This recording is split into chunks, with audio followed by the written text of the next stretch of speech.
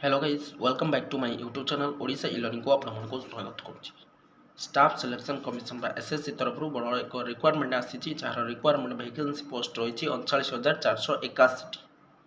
तो ये जो 39,481 पोस्ट रही से BSF CISF CRF PF SSB ITBP AR SSF NCB यादर इनक्लूड अच्छी। तो बर्तमान स्टार्ट ऑलरेडी स्टार्ट हो सारी। तो आपन जदि फॉर्म आवेदन करना एबे ही आवेदन करूँ। आज आपण मानू ये वीडियो देखेबी आपण किपरि स्टाफ सिलेक्शन कमिशन बा जीडी जनरल ड्यूटी किपरि आवेदन करेंगे स्टेप बाय स्टेप देखिए।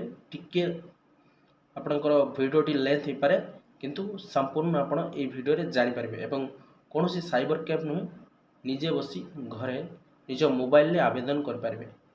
तो आसंतु आमे जानिबा किपरि आपण स्टाफ सिलेक्शन कमिशन रे जीडी पोस्ट अप्लाई करेंगे।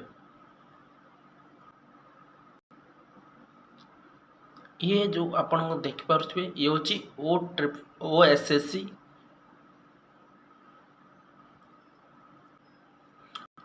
आगुरी पूर्वर ssc.nic.in रे अप्लाई बा ओपन होता किंतु वर्तमान नुआ एक बड़ अपडेट आसी ssc.gov.in रे आपण माने लॉगिन करें। पूर्वर जो आपणकर वेबसाइट ऑफिशियल वेबसाइटा थिला सेटा संपूर्ण मादे रद्द करा जायछि ब्लॉक कर दिया जायछि। तो आपण ए जो ऊपर आपण देखि पारथुवे एसएससी जो रहिछि ए ssc.gov.in करी आपण प्रथमे सर्च करनेबे। सर्च कला पर एभली आपनको गोटे इंटरफेस पहुंचा आसबे। ये देखि पारथुवे ये होछि एसएससी ऑफिस। ए ऑफिस आपनको शो करबो देन तापरे आपण किपरि लॉगिन करिवे मो से विषय जण देबी। किंतु गोटे कथा मन रखंतु जदि आपण माने प्रथम थर अप्लाई कर आगुरी के एसएससी आवेदन करना ताले किपरि रजिस्ट्रेशन करिए से आपको कहीदेवी। ये साइट रे आपण माने गोटे देखि पारुथबे जे लॉगिन और रजिस्टर रही। ये लॉगिन एंड रजिस्टर रे आपण क्लिक करनेबे। क्लिक कला परे जदि आपण आगुरी आवेदन करिथिबे ताले रजिस्ट्रेशन नंबर एवं पासवर्ड दे लॉगिन करि परिबे। एटी रजिस्ट्रेशन नंबर देबे एटी पासवर्ड देबे। पासवर्ड दे आपण लॉगिन करिवे। जदि आपण माने फास्ट टाइम करूचंदी ता तळକୁ आपण माने देखि पारथुबे रजिस्टर रहिछि। ए रजिस्टर ऊपर क्लिक करी प्रथमे रजिस्टर करि नेबे। रजिस्टर कला परे आपण मानको आईडी पासवर्ड मिल जिवो। आईडी पासवर्ड पर बैक करी कि जेटु रजिस्ट्रेशन नंबर देछि एवं तळे पासवर्ड देछि से पासवर्ड ऊपर निजर पासवर्ड देई लॉगिन करी अप्लाई करबे। तो जे माने फ्रेश कैंडिडेट तो यही जो वन टाइम रजिस्ट्रेशन देछि ये रजिस्ट्रेशन ऊपर क्लिक करी रजिस्ट्रेशन करी आपण आवेदन करि पारबे। एति बहुत कम डिटेल्स देछि। आपण प्रथमे पर्सनल डिटेल्स देबे जेमिति कि candidate name father name mother name ए वगैरह देला परे पासवर्ड आपण गुटा देबे। एडिशनल आपणकर रहि जिवो एड्रेस एजुकेशन क्वालिफिकेशन पूरा टोटल ऊपर तापर डिक्लेरेशन देई आपण रजिस्ट्रेशन करि नेबे। रजिस्ट्रेशन परे मु आपण मनकु देखै दोछि लॉगिन केमिति करिवे।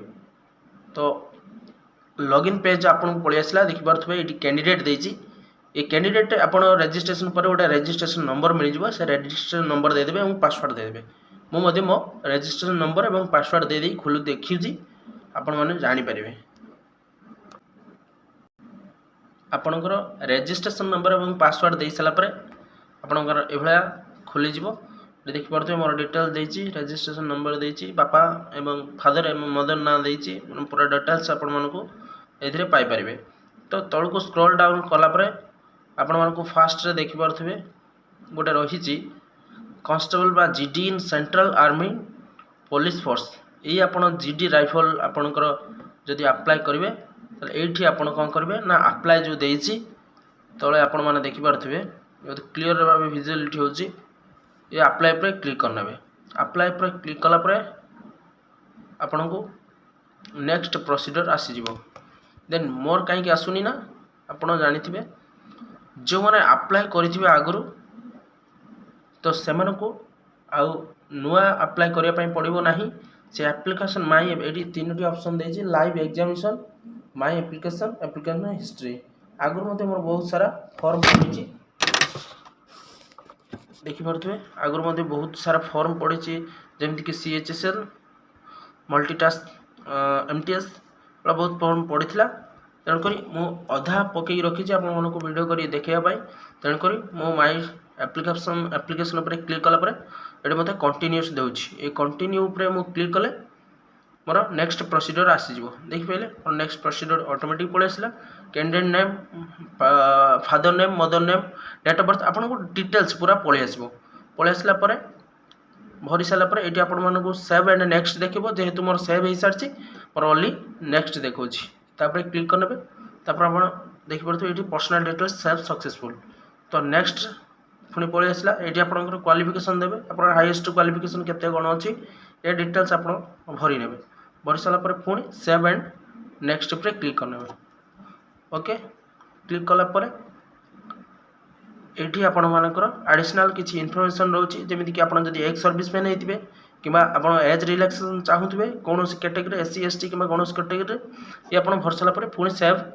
एंड नेक्स्ट मारदेवे नेक्स्ट मार सारापर यहाँ हूँ मेन पॉइंट जोटी कि आप एग्जामिनेशन प्रिफर कर प्रिफरेन्स आप कौटी चाहूँ एग्जाम देवाई ये तीनोटी जो रही ये सिलेक्शन करें सिलेक्शन कर सारापर ये जो आप रही यहाँ हूँ मेन पॉइंट ये आपड़ बुझापी पड़ो ना आप प्रोब्लेम हो जापारे ना तो ये जो देती बहुत पिला आप कन्फ्यूज होते preference of post for CFPFS organisation ये आप केमी कौन भरवे मुझे बेटर सजेशन देवी तो आपण प्रथम ये जो पोस्ट डिटेल्स देती आप देखिपे ये पोस्ट डिटेल्स उपर क्लिक कले क्लिक कलापर आपको जी पोस्ट रिक्वायरमेंट अच्छी तार पूरा डिटेल्स एवं कोड दे दूची देखिए प्रथम अच्छे वर्ल्ड सिक्योरिटी फोर्स सेकेंड अच्छी सीआईएसएफ जोटा सेंट्रल इंडस्ट्रियल सिक्योरिटी फोर्स तापर देती सीआरपीएफ एसएसबी आईटीबीपी एवं